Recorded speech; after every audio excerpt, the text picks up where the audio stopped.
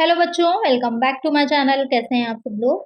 आप लोग की एमआरएस अकाउंटेंट की क्लासेस चल रही थी, जिसमें कि हमने जो दो प्रीवियस वीडियो आई हैं वहां पर हमने ये समझा कि मीनिंग ऑफ अकाउंटिंग क्या होती है। साथ में ही अकाउंटिंग प्रिंसिपल्स जो थे वो हमने जो दो प्रीवियस वीडियो थी वहां पर पढ़ लिए थे। बहुत ही इंपॉर्टेंट दोनों वीडियोज दी हैं, आप लोग जरूर से देख लीजिएगा। एक प्लेलिस्ट चैनल पर बनी हुई है, लिंक आपको इस वीडियो को डिस्क्रिप्शन में मिल जाएगा।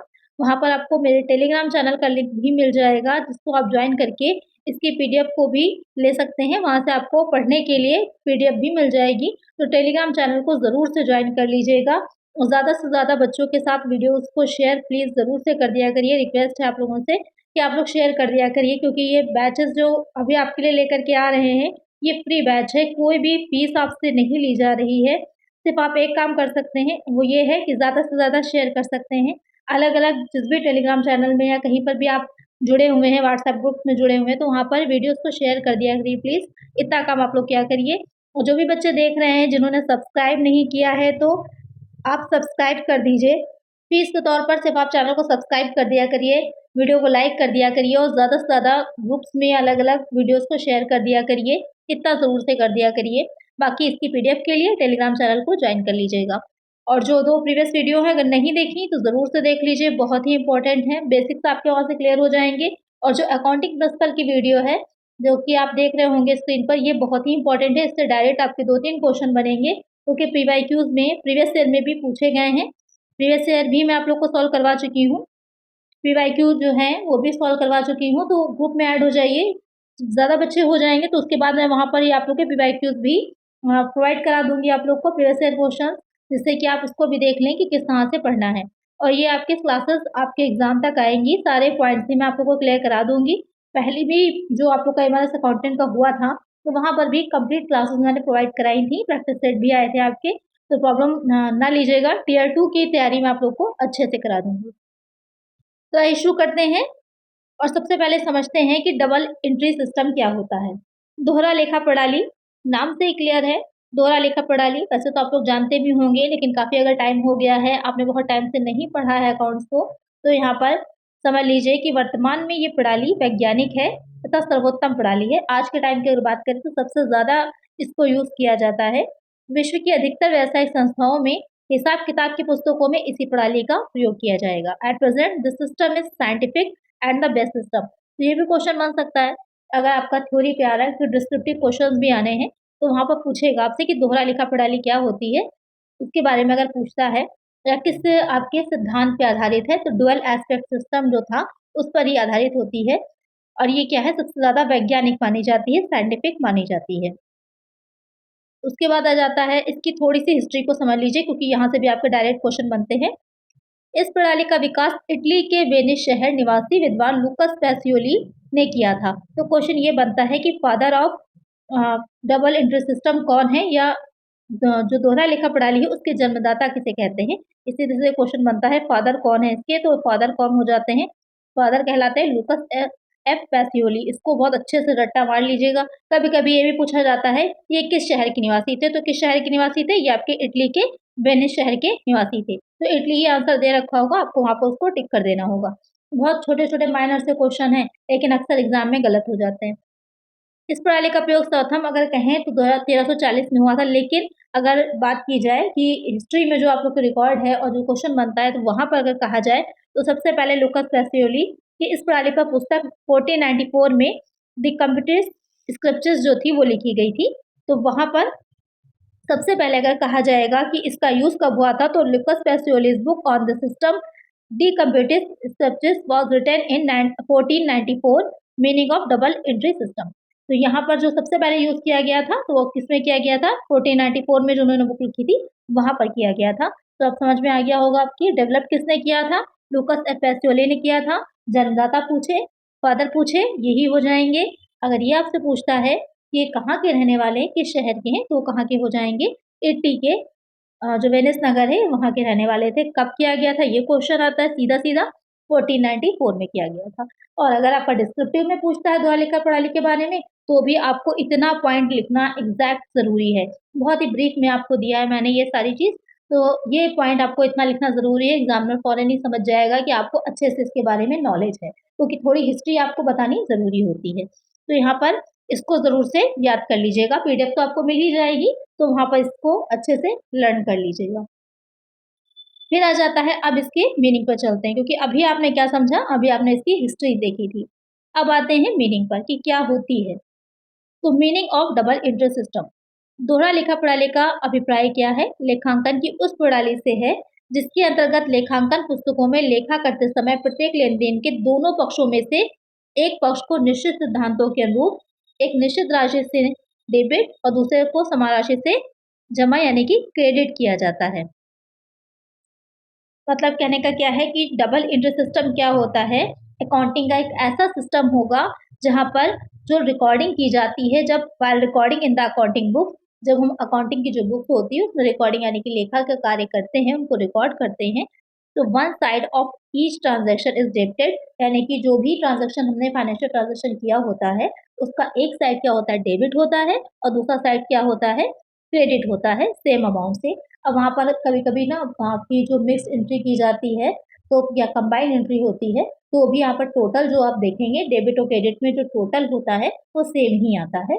तो यहाँ पर जब जर्नल का भी टोटल अगर किया जाता है, वैसे तो जर्नल के टोटल का कोई यूज़ होता नहीं, लेकिन जर्नल का टोटल भी अगर आप करते हैं बना करके, तो दोनों साइड आपके इक्वल ही आते हैं। तो यहाँ पर क्या होता है कि एक ट्रांज़ैक्शन का, एक फाइनेंशियल ट्रांज़ैक्शन का एक साइड डेबिट किया जाता है सेम अमाउंट से, और सेम अमाउंट से ही उसको हम क्रेडिट भी करते हैं। वो प्रणाली क्या कहलाती है? दोहरा लेखा प्रणाली कहलाती है। तो यहाँ पर सीधे से आपको मीनिंग समझ में आ गई होगी, आप इतना ही लिख दीजिए एग्ज़ैक्टली, काफ़ी होगा आपके लिए। अब यहाँ पर क्योंकि अगर डिस्क्रिप्टिव है तो आपको डेफिनेशन भी देनी होगी। अगर मीनिंग पूछता है किसी चीज़ की तो वहाँ पर डेफिनेशन भी आ जाती है। तो डेफिनेशन यहाँ पर मैंने 2 प्रोवाइड कराई हैं, इन दोनों में से जो भी आपको ईज़ी लगे, अगर आप दोनों लर्न कर सकते हैं बहुत अच्छी बात है, अगर नहीं कर सकते तो कोई एक ज़रूर से याद कर लीजिएगा। तो पहली डेफिनेशन है, दोहरा लेखा प्रणाली में मौद्रिक या मुद्रा में व्यक्त प्रत्येक व्यवहार को दोहरे पहलू से लिखा जाता है। एक पहलू में लाभ की प्राप्ति तथा दूसरे में लाभ को त्यागना होता है, जिसमें से प्रथम खाते में नाम तथा त्यागने वाले में जमा किया जाता है। ये किसकी डेफिनेशन है? पिकल्स की डेफिनेशन है। तो इसमें कुछ समझाने वाला है नहीं, आपको इसको एज़ इट इज़ याद करना है, कोई आप हेर-फेर कर नहीं सकते, क्योंकि जितनी भी डेफिनेशंस होती हैं, उनको एज़ इट इज़ जिस लैंग्वेज में वो दे रखी हैं, आपको वैसे ही लिखना होता है। तो इंग्लिश वाले इंग्लिश में याद कर लीजिए और हिंदी वाले हिंदी में लर्न कर लीजिए। दूसरी डेफिनेशन है बॉटली बाय की, every business transaction has a double effect and affects two accounts in opposite direction. Therefore, if a complete account of any transaction is to be kept, it will be necessary to debit one account and credit another. This accounting of the double effect of every transaction has given rise to the term double accounting system. इसकी definition है बॉटली bye की है। तो एक विकल्प की definition है और एक बॉटली बाय की है, जो भी आपको इजी लगे उसको याद कर लीजिएगा। उन्होंने भी वही बात कही है कि कोई व्यवसायिक लेन-देन होता है, उसका दोहरा प्रभाव होता है। 2 खातों को विपरीत दिशा में प्रभावित करता है, और किसी प्रकार का पूरी तरह से कंप्लीट लेखा रखने के लिए उसके एक खाते को डेबिट करेंगे और दूसरे खातों को हम क्रेडिट करते हैं। तो इस दोहरे प्रभाव को ही दोहरा लेखे का जन्म माना जाता है। ये उन्होंने अपने डेफिनेशन में कहा है। अब ये डेफिनेशन हो गई, उसके बाद अगर हम कहें निष्कर्ष के तौर पर कि निष्कर्ष इससे हमारा क्या निकलता है, कंक्लूजन क्या निकलता है। Under the double accounting system every business transaction affects two parties, debit and credit, and only the same amount is recorded. कि दो पक्षों को, कोई बिजनेस ट्रांजैक्शन है, दो पार्टीज को अफेक्ट करता है, डेबिट और क्रेडिट हो जाती हैं और सेम अमाउंट दोनों में ही रिकॉर्ड होता है। यहाँ पर आप एग्जाम्पल के तौर पर भी देख लीजिए, राम को माल बेचा गया 100 रुपीज में, गुड्स सोल्ड टू राम 100। यहाँ पर इसका लेखा दो पक्षों नाम तथा जमा में कैसे किया जाएगा, तो राम से अकाउंट डेबिट हो जाएगा 100 से, तो परचेज अकाउंट 100 हो जाएगा। तो यहाँ पर इस तरह से इसका लेखा किया जाता है। तो इसको अच्छे से समझ लीजिएगा। अब यहाँ पर कैसे डेबिट हुआ, कैसे क्रेडिट हुआ, तो उसके लिए हमको डेबिट और क्रेडिट के नियम समझने हैं। आगे जो वीडियोस आएंगे वहाँ पर समझेंगे, स्टेप बाय स्टेप चलिए, तो आपको अच्छे समझ में आएगा कि राम का अकाउंट पर्सनल अकाउंट हो जाता है, परचेजेस यहाँ पर जो है क्रय खाता है, संपत्तियाँ आ जाएंगी या गुड्स जो भी चीज़ है यहाँ पर, क्योंकि गुड्स सोल्ड करी तो गुड्स किसी कैसे क्या हो जाती है, गुड्स आपकी, ये कौन सा अकाउंट हो जाता है, ये रियल हो जाता है। तो उसको डेबिट और क्रेडिट करने के नियम होते हैं। जब आगे हमारा नेक्स्ट चैप्टर आएगा जहाँ पर हम समझेंगे इसको, डेबिट और क्रेडिट के नियम को, वहाँ पर इसको समझेंगे। अब हो जाता है, आपको समझ में आ गया मीनिंग, आपको समझ में आ गया उसकी जो परिभाषा थी, एंट्री समझ में आ गई। अब हम समझ लेते हैं उसकी विशेषताएं क्या होती हैं, दोहरा लेखा प्रणाली की विशेषताओं को। तो पहली क्या हो जाती है, व्यक्तिगत तथा अव्यक्तिगत लेन देनों का लेखा करना, accounting for personal and impersonal transaction. इसमें व्यक्तिगत यानी कि पर्सनल और नॉन पर्सनल दोनों ही तरह के लेन देनों को शामिल किया जाता है। दूसरा हो जाता है निर्धारित नियम सिद्धांतों के आधार पर लेखा, accounting on the basis of prescribed rules and principle. क्योंकि यहाँ पर जो अकाउंट्स होते हैं, 3 तरह के मेनली आपके अकाउंट्स होते हैं। कौन-कौन से 3 हो जाते हैं? एक आपका पर्सनल अकाउंट होता है, दूसरा हो जाता है रियल अकाउंट और तीसरा क्या हो जाता है? तीसरा अकाउंट हमारा हो जाता है नॉमिनल अकाउंट। ये 3 आपके अकाउंट होते हैं। अब इसके अंतर्गत बहुत तरह के अकाउंट्स आते हैं, तो इनको डेबिट और क्रेडिट करने के इनमें नियम होते हैं, कुछ रूल्स और रेगुलेशन होते हैं जिनको गोल्डन रूल्स कहा जाता है। उनके बेसिस पर ही, उन्हीं सिद्धांतों पर ही क्या होता है, लेखा रखा जाता है। और अगर कोई गलती हो जाती है इसमें या कोई एरर आ जाता है तो वहीं पर आपके एरर्स बनते हैं। हाँ, जो एक अलग ही पूरा चैप्टर बन जाता है, अशुद्धियाँ, जो एरर्स होती हैं। फिर आ जाता है प्रत्येक पक्ष में समान राशि दर्ज करना। दोनों साइड में डेबिट और क्रेडिट दोनों साइड इक्वल टोटल आ जाता है। ये पद्धति वैज्ञानिक और न्यायोचित है, ये तो सिंपल सा समझ ही लिया आपने। प्रत्येक लेन-देन 2 पक्षों को प्रभावित करता है। तो यहाँ पर एवरी ट्रांज़ैक्शन अफेक्ट 2 पार्टीज़। ये वाला पॉइंट अच्छे से याद रखिएगा कि एक लेन-देन है, पक्ष 2 प्रभावित हो रहे हैं, 2 खातों में दिखाया जा रहा है। ये कभी-कभी पूछता है कि 2 खाते प्रभावित होते हैं, 2 पक्षों में दिखाया जाता है, 2 तरह से दिखाया जाता है, एक ही एंट्री को 2 बार किया जाता है, कन्फ्यूज़ करने के लिए घुमा कर के क्वेश्चन पूछता है। आपको बस ये लाइन याद रखनी है कि एवरी ट्रांज़ैक्शन अफेक्ट्स 2 पार्टीज़, बस इतना आपको याद रखना है। ये हो गई इसके जो कैरेक्टरिस्टिक्स थी या फीचर्स। अब आ जाते हैं कि एडवांटेजेस क्या होते हैं, लाभ क्या होते हैं इसके। तो पहला हो जाता है व्यावसायिक परिणामों की जानकारी, इन्फॉर्मेशन अबाउट बिजनेस रिजल्ट। हमें बहुत ही ईजिली बिजनेस के बारे में इंफॉर्मेशन मिल जाती है क्योंकि यहाँ पर कंप्लीट डेटा अवेलेबल होता है। अगर हम ये देखेंगे कि कुछ माल कुछ गुड्स को सोल्ड किया गया है तो हमको ये पता चल जाएगा कि अगर परचेजेस दे रखा है तो हम तो क्या होगा, उधार पे किया गया है, क्रेडिट पे किया गया। अगर एग्जैक्टली नाम दे रखा है मतलब कैश में किया गया है, तो वहाँ पर बहुत सी चीज़ें हमको क्लियर हो जाती हैं देख करके। दूसरा हो जाता है व्यवसाय से संबंधित सूचनाओं की प्राप्ति। तो इन्फॉर्मेशन तो मिल ही जाती है। तुलनात्मक अध्ययन में उपयोगी, आपस में कंपैरिज़न करना बहुत आसान हो जाता है। व्यापारिक विवादों में उपयोगी, जब भी किसी भी तरह का डिस्प्यूट होता है तो जो आपने बुक्स रखी होती हैं, अकाउंटिंग रिकॉर्ड्स रखे होते हैं, वो रिकॉर्ड्स ही कोर्ट में एज़ ए एविडेंट प्रूफ के तौर पर दिखाए जाते हैं और वो वैलिड होते हैं। वित्तीय अनुदान का निर्धारण कि कितना फाइनेंशियल ग्रांट मिलनी है, दिवालिया की स्थिति में उपयोगी। अगर कोई व्यक्ति बैंकरप्ट हो जाता है तो वहाँ पर भी इन्हीं बुक्स को ही दिखाया जाएगा, प्रेज़ेंट किया जाएगा, जिसके थ्रू पता चलता है कि लायबिलिटीज़ कितनी रह गई हैं, आपकी एसेट कितनी है। उसी के अकॉर्डिंग डिसाइड किया जाता है कि आप बैंकरप्ट हैं या नहीं हैं। तो ये हो जाता है advantage of double entry system. फिर आ जाता है कि अब एडवांटेज है तो डिसएडवांटेज तो होंगे ही होंगे। हर चीज़ में कुछ लाभ हैं, तो कुछ उसके दोष भी हैं, हानियाँ भी हैं। क्या दोष हैं? छोटी व्यावसायिक संस्थाओं के लिए अनुपयुक्त है, unsuitable for small business income. अगर कोई छोटा-सा बिज़नेस है तो वहाँ पर वो जर्नल रखे, लेजर बनाए, ट्रायल बैलेंस बनाए, एरर को रेक्टिफ़ाई करे और उसके बाद trading account, profit and loss, balance sheet, बहुत लंबी प्रोसेस हो जाएगी उसके लिए। सारी चीज़ें अलग-अलग उसको प्रिपेयर करनी पड़ेंगी और सिर्फ़ जर्नल नहीं बनाना, जर्नल में उसको साथ-साथ जो है कैश बुक भी बनानी है, सब्सिडरी बुक भी बनानी है, तो वहाँ पे उसके लिए लेंथी हो जाएगा काम। बहुत ज़्यादा खर्चीला भी हो जाएगा, टाइम टेकिंग भी हो जाएगा, तो ऐसे संस्थाओं के लिए अनुपयुक्त है। लेकिन जॉइंट स्टॉक कंपनी है, अगर कोई बड़ी संस्था है, तो वहाँ पर ये कंपल्सरी हो जाती है। तकनीकी ज्ञान की आवश्यकता होती है, बिल्कुल रिक्वायर्ड टेक्निकल नॉलेज है। अगर आपको नहीं पता कि कैसे क्रेडिट किया जाता है, कैसे डेबिट किया जाता है, किसी नॉन कॉमर्स वाले के हाथ में अगर आप दे देंगे अकाउंट्स को, तो क्या वो कर पाएगा? नहीं कर पाएगा। इवन कॉमर्स वालों को भी प्रैक्टिस करनी पड़ती है, काफ़ी चीज़ों की जो नॉलेज होनी चाहिए, उसके बाद ही कर पाते हैं। आप लोग भी अभी पढ़ रहे हैं, तो भी आप लोगों को भी अगर कुछ ट्रांज़ैक्शंस दे दिए जाएँ, उसके बाद कहा जाए इसकी एंट्री कर दीजिए, तो आप लोगों से भी गड़बड़ी हो ही जाएगी। कितने लोग एग्ज़ैक्टली कर लेंगे सही-सही कमेंट सेक्शन में बताइएगा। छोटी गलती सभी व्यावसायिक परिणामों को असत्य रूप में प्रदर्शित करती है।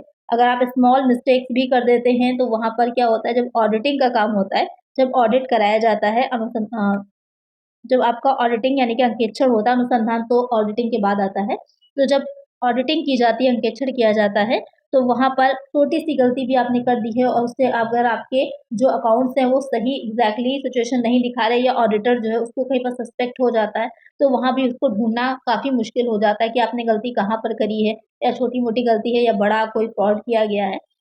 फिर आ जाता है खर्चीली पद्धति। कॉस्टली है मेथड, वो तो मैंने भी आपको पूरा पूरा प्रोसेस बता ही दिया कि कितनी बुक्स रखनी पड़ती है, कितने रिकॉर्ड्स बनाने पड़ते हैं अलग अलग, तो खर्चीली कॉस्टली होती ही है। तो ये डिसएडवांटेजेस होते हैं, लेकिन डिसएडवांटेजेस बहुत कम है। अगर इसके एडवांटेजेस की बात की जाए तो लाभ ज़्यादा है, हानियाँ कम है।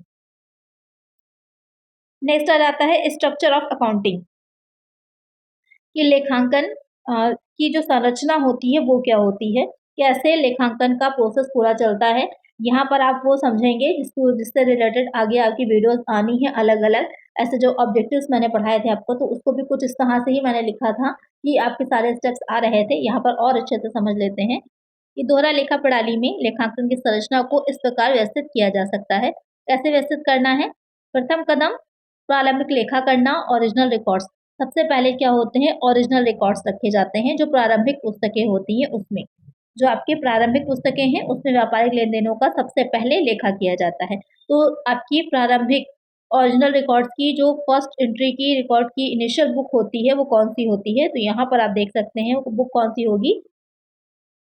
वो बुक हो जाती है आपकी जो जर्नल होगा, मुख्य जर्नल, क्रय बही, विक्रय बही, विक्रय वापसी बही, क्रय वापसी बही, प्राप्य बिल, देय बिल एवं रोकड़ बही। ये आपकी बहियाँ हो जाती हैं, या फिर ये कहें कि ये बुक्स हो जाती हैं। अब देख लीजिए और clearly, such as main journal, purchase book, sales book, sales return book, purchase return book, bills receivable books, bills payable एवं कैश बुक।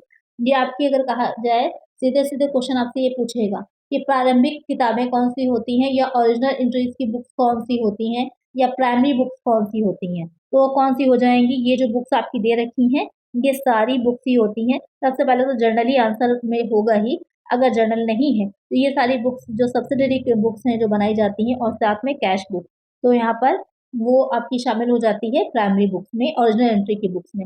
ये सीधे से याद रखिएगा, डायरेक्ट क्वेश्चन यहाँ से आपका बनेगा। और कैश बुक के बारे में चीज़ पूछी जाती है कि जो कैश बुक होती है वो लेजर होता है या आपका जर्नल होता है। इसका आंसर मैं आप लोग को जब कैश बुक पढ़ाऊंगी तो अलग से भी दूंगी। आप लोग मुझे बताइए कि कैश बुक जो है वो जर्नल है या फिर लेजर है। दोनों में से क्या है, आप लोग इसका आंसर कमेंट सेक्शन में मुझे ज़रूर से दीजिएगा कि दोनों में से क्या होती है कैश बुक। चलिए नेक्स्ट इसमें देखते हैं, जो आपका सेकंड स्टेप आ जाता है क्लासिफिकेशन करना। द्वितीय कदम, सेकंड स्टेप क्लासिफिकेशन, वर्गीकरण। पहले में जब हमने लेखा किया तो जर्नल और उसकी सब्सिडरी बुक्स आ जाती हैं। अब दूसरे वाले में क्या आएगा, इस प्रक्रिया के अंतर्गत लेन देनों से प्रभावित सभी खातों को खाता बही में खोला जाता है। खाता बही में लेखों की प्रविष्टि करना ही खतौनी या फिर पोस्टिंग कहलाता है।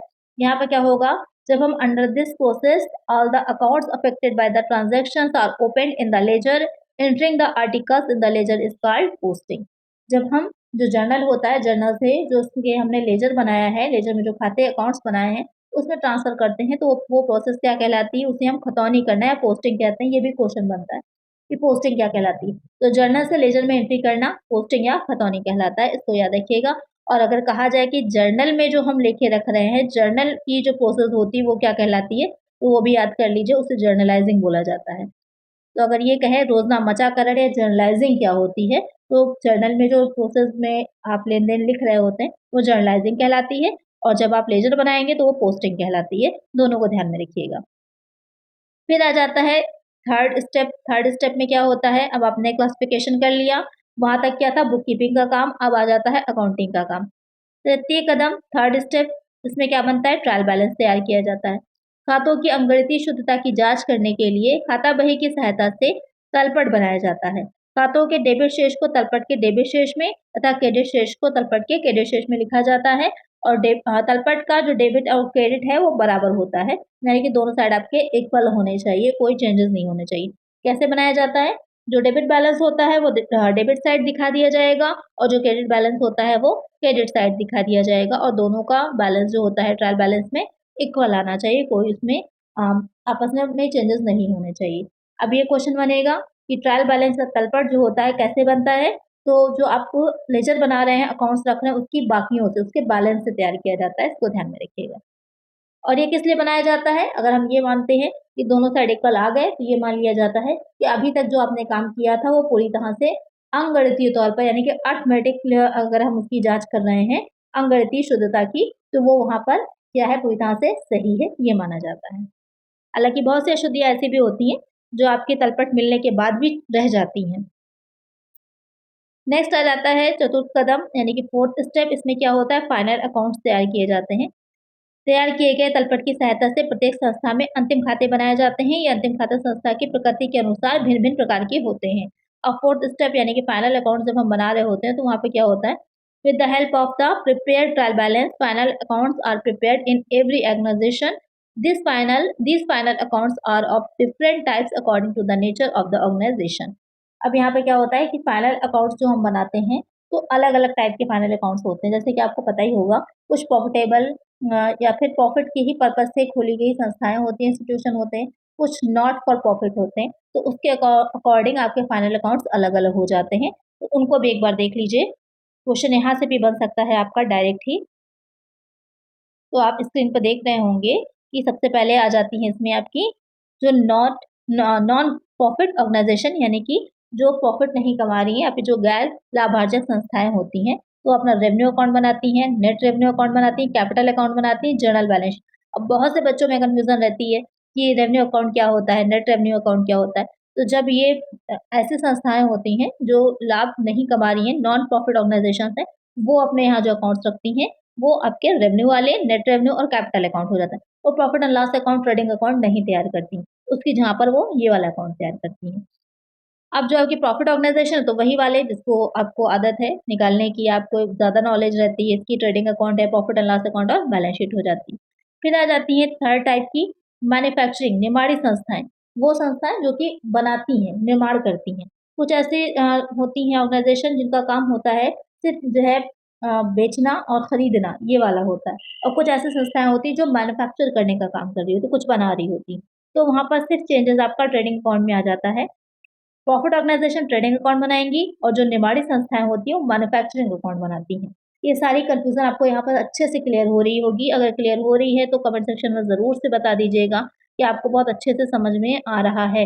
एक कमेंट करने में कितना ही टाइम लग जाता है, कमेंट ज़रूर कर दीजिएगा और शेयर करना ना भूलिएगा प्लीज़। आप लोग ज़्यादा से ज़्यादा वीडियोज़ को शेयर करिए कि जितनी मेहनत लग रही है उतने व्यूज़ नहीं आ रहे हैं। तो आप लोग प्लीज़ शेयर ज़्यादा से ज़्यादा करिए। जिस भी ग्रुप में, जिस भी आप लोग टेलीग्राम या व्हाट्सएप ग्रुप में ऐड हैं, तो वहाँ पर शेयर ज़रूर कर दीजिएगा। तो यहाँ पर आपके manufacturing account, profit and loss account और बैलेंस शीट तैयार होती है। फिर फोर्थ टाइप की आ जाती हैं, वो कौन सी हो जाती हैं?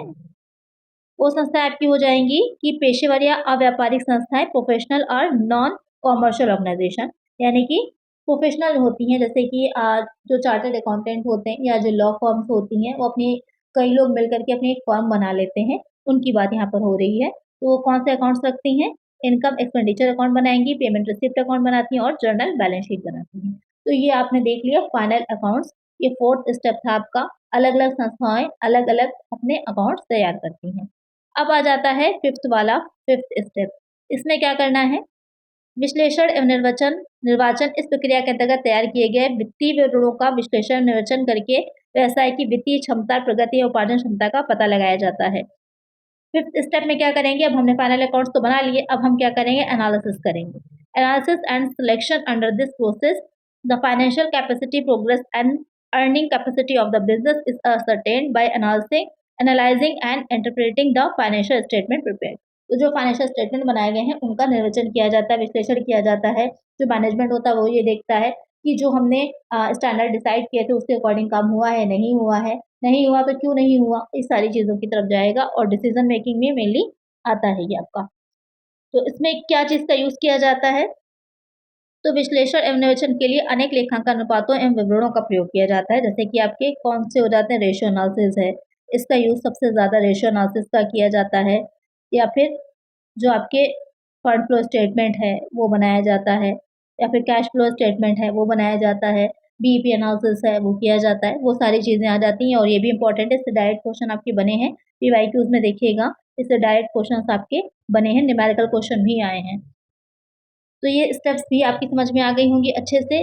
इसमें ये चीज़ आपको समझ में आ गई होगी कि अगर क्वेश्चन आपसे पूछता है कि स्टेप्स ऑफ अकाउंटिंग क्या होते हैं, तो ये सारे स्टेप्स आप वहाँ पर अच्छे से दिखा सकते हैं। इसके आगे भी अगर हम बात करें कि अगर साइकिल, अकाउंटिंग साइकिल अगर क्वेश्चन बनता है, जैसे आगे जो वीडियोज़ आएँगी जहाँ पर जर्नल की जो नेक्स्ट वीडियो आएगी यहाँ पर जर्नल हम पढ़ाएँगे आपको। जर्नल में अकाउंटिंग साइकिल आपको एक पढ़ाएँगे, यानी कि जो चक्र होता है। तो वहाँ पर लास्ट स्टेप जो आती है वो कम्युनिकेशन होती है। तो बहुत से बच्चे यहाँ पर भी सोचेंगे कि मैम ने यहाँ तक पढ़ाया, यहाँ पर आपको सिर्फ स्टेप समझा रहे हैं जो आपके इससे रिलेटेड होते हैं, वरना लास्ट स्टेप जो आपकी आएगी वो कम्युनिकेशन तक आएगी, कंप्रेशर तक आएगी। तो आगे जो नेक्स्ट वाली वीडियो आएगी वहाँ पर अकाउंटिंग साइकिल आएगा, उस साइकिल में पूरी चीज़ें आपको समझाएंगे। नेक्स्ट इसमें आ जाता है कि कितने टाइप के अकाउंट्स होते हैं, काइंड्स ऑफ अकाउंट, खातों के प्रकार, जो कि अभी मैंने आप लोग को बताया ही था कि होते हैं कई तरह के। तो 3 तरह के, पर्सनल और रियल और नॉमिनल, ये तो अभी मैं आप लोग को बता ही चुकी हूँ। रूल्स ऑफ अकाउंटिंग, ये देख लीजिए कि अकाउंटिंग के रूल्स क्या होते हैं, इसको बहुत अच्छे से याद कर लीजिएगा। ये डायरेक्ट आपका डिस्क्रिप्टिव में भी क्वेश्चन बन सकता है कि अकाउंटिंग के रूल्स क्या होते हैं। तो अगर हम पर्सनल अकाउंट की बात करें तो प्राप्तकर्ता को डेबिट और जो दाता होता है उसको क्रेडिट, यानी कि debit the receiver and credit the giver. जो रियल अकाउंट होता है उसमें क्या करना है, जो भी आपकी एसेट आ रही है उसको डेबिट कर दीजिए, debit what comes and credit what goes out, यानी कि जो भी आप परचेस कर रहे हैं, खरीद कर आ रही, जो भी एसेट मशीनरी आ रही है या फिर कोई गुड्स आ रहे हैं, वो आपके क्या हो जाएंगे, डेबिट हो जाएंगे। और जो कुछ भी आप सेल कर रहे होंगे, यानी कि आपने सेल कर दिया स्टॉक को, अपने आपने कोई मशीनरी सेल कर दी, फर्नीचर सेल कर दिया, वो सब क्या हो जाएगा, क्रेडिट हो जाएगा।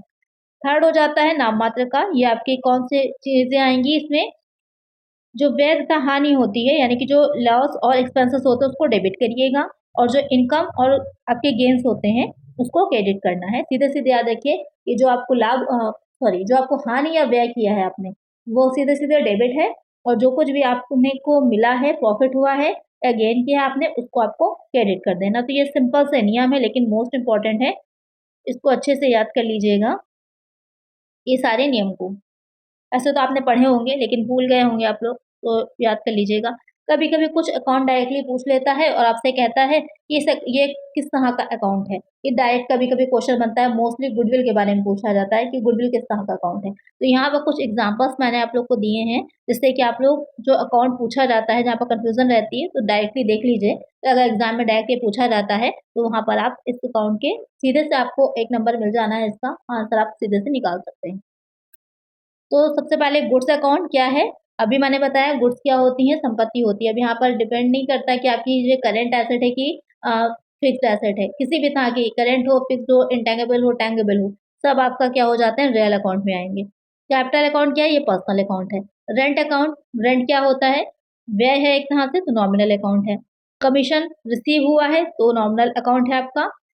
Interest paid in advance account, अब ये वाला जैसे कि कंफ्यूज करेगा बच्चों को, तो अगर इंटरेस्ट पे किया है आपने एडवांस में, तो वहां पर वो भी पर्सनल अकाउंट है। अब इस चीज को समझ लीजिएगा कि इंटरेस्ट, आप सोचेंगे कि इंटरेस्ट क्या है, इंटरेस्ट तो नॉमिनल अकाउंट है, लेकिन अगर एडवांस में दिया है कोई भी चीज में, एक चीज ध्यान रखिएगा, नॉमिनल अकाउंट में जो आप लोग का नाम मात्र का खाता होता है, अगर उसमें कहीं पर भी आपका प्रीपेड या आउटस्टैंडिंग लग जाएगा, प्रीपेड या फिर आउटस्टैंडिंग या फिर एडवांस, इस चीज को ध्यान में रखिएगा, लग जाएगा तो वो आपका क्या, कौन सा अकाउंट हो जाएगा, वो कन्वर्ट हो जाता है पर्सनल अकाउंट में। तो इस चीज को ध्यान में रखिएगा। अक्सर यहाँ पर कंफ्यूज करने के लिए बच्चों से पूछा जाता है कि प्रीपेड है आपकी सैलरी, प्रीपेड सैलरी है, वो किस तरह का अकाउंट है, तो आपका किस तरह का है, वो पर्सनल अकाउंट में कन्वर्ट हो जाएगा। अगर सिर्फ सैलरी है तो किस में जाएगी, नॉमिनल अकाउंट में। प्रीपेड सैलरी है तो जाएगी पर्सनल अकाउंट में, इसको ध्यान में रखिएगा। तो यहाँ पर क्या हो जाएगा, ये पर्सनल अकाउंट है। फर्नीचर अकाउंट क्या है, रियल अकाउंट है। मशीनरी खाता रियल अकाउंट है। बीमा अव्यतीत अवधि खाता अनएक्सपायर्ड पीरियड का है, तो यहाँ पर भी सिर्फ बीमा इंश्योरेंस लिखा होता, नॉमिनल अकाउंट होता। यहाँ पर अव्यतीत अवधि अनएक्सपायर्ड पीरियड है, क्या हो जाएगा, पर्सनल अकाउंट हो जाएगा। तो ये सारी बीच जो डिफरेंसेस है ना, उसको अच्छे से याद रखिएगा, यहीं से क्वेश्चन आपके डायरेक्टली पूछे जाएंगे और यहीं पर गलतियां होती हैं। नेक्स्ट आ जाएगा सैलरी पेड इन एडवांस, यहाँ पर एडवांस में आपने सैलरी पे कर दी, पर्सनल में डाल दीजिए। सिर्फ सैलरी होती, नॉमिनल में जाता। अनुज्ञेय कटौती या छूट खाता, अलाउेबल डिडक्शन और डिस्काउंट अकाउंट जो होते हैं वो भी आपके नॉमिनल अकाउंट होते हैं। बैंक खाता पर्सनल अकाउंट में जाएगा। गवर्नमेंट अकाउंट पर्सनल अकाउंट है। ट्रेडमार्क अकाउंट, ट्रेडमार्क क्या है, ये आपकी इंटेंगिबल एसेट है, आप देख तो नहीं सकते लेकिन एसेट ही होती है, ये भी किस में जाएगी, आपकी रियल अकाउंट है। कैश अकाउंट, कैश जो होती है, कैश भी आपकी संपत्ति होती है। कैश किस तरह की संपत्ति होती है, ये आपकी करंट एसेट होती है, चालू संपत्ति होती है। आगे आप पढ़ेंगे जहाँ पर मैं रेशियो एनालिसिस पढ़ाऊंगी, तो वहाँ पर आपको करंट एसेट है, फिक्स्ड एसेट, इसका डिफरेंस भी बताएंगे अच्छे से। कैश अकाउंट क्या हो जाता है, रियल अकाउंट है। रमेश का खाता, रमेश एक व्यक्ति है, पर्सनल अकाउंट हो जाएगा। तो अब आपकी समझ में आ गया होगा कि क्या होता है डबल एंट्री सिस्टम, उसकी डिफिनेशन, उसकी एडवांटेजेस, डिसएडवांटेजेस, उसकी एग्जांपल भी मैंने आपको समझाया। साथ में हमने टाइप्स ऑफ अकाउंट को भी पढ़ लिया, कुछ इंपॉर्टेंट अकाउंट जो थे उनको भी अच्छे से समझ लिया। तो आज की वीडियो बहुत ही मोस्ट इंपॉर्टेंट रही है। आई होप आप लोग को अच्छे से समझ में आ गया होगा। आ गया है तो प्लीज़ लाइक ज़रूर से कर दीजिएगा, बहुत कम लाइक आते हैं। लाइक, शेयर और सब्सक्राइब, ये 3 चीज़ें बिल्कुल मत भूला करिए।